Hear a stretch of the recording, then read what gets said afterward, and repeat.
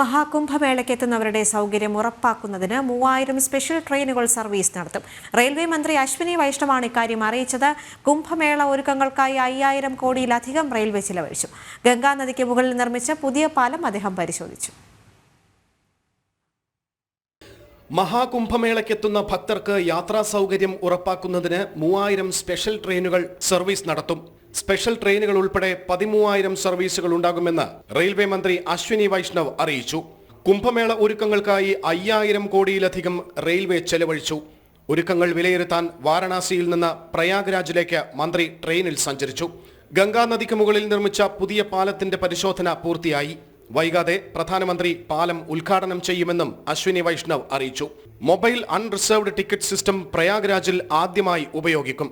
പുരി രഥയാത്രയിൽ ഈ സംവിധാനം ഉപയോഗിച്ചിരുന്നതായും മന്ത്രി പറഞ്ഞു. മഹാകുംഭമേളയോടനുബന്ധിച്ച് പ്രയാഗ്രാജ് വാരണാസി റൂട്ടിലെ ട്രാക്ക് ഇരട്ടിപ്പിച്ചു.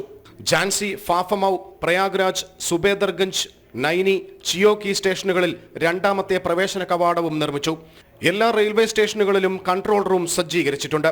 പ്രയാഗ്രാജ് സ്റ്റേഷനിലെ മാസ്റ്റർ കൺട്രോൾ റൂമിലേക്ക് തത്സമയ ഫീഡുകൾ ലഭ്യമാക്കും. മഹാകുംഭനഗറിൽ നിന്നുള്ള CCTV ക്യാമറ ഫീഡും മാസ്റ്റർ കൺട്രോൾ റൂമിൽ ലഭിക്കും.